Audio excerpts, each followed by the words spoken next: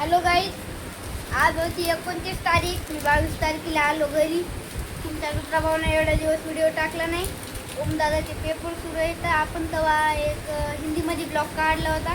त्याच्यामध्ये मी तुम्हाला सांगितलं होतं ते लॉयर बनणार आहे. तर आता तिथेच पेपर सुरू आहेत त्याचे. तर आता ते घरी आला 2-4 दिवसासाठी, म्हणजे जालन्यालाच राहते रूम करून. आता त्याला सुट्टी होती म्हणून ते 2-4 दिवस घरी राहिला. मग आता ते बोलून तुम्हाला. तर hello guys, welcome back to my new shorts. तर जवळपास 7-8 दिवस झालेले आहे आमचे व्हिडिओज बंद झालेले आहेत, कारण रुद्रा पण एवढे दिवस घरी नव्हता. त्याची एक्झाम चालू होत्या आणि माझे पण पेपर चालू आहेत. त्यामुळे टाईम मिळत नव्हता, कारण अपडाऊन आणि अभ्यास त्याच्यामध्ये वेळ खूप जात होता. त्याच्यामुळे टाईम मिळत नव्हता व्हिडिओसाठी.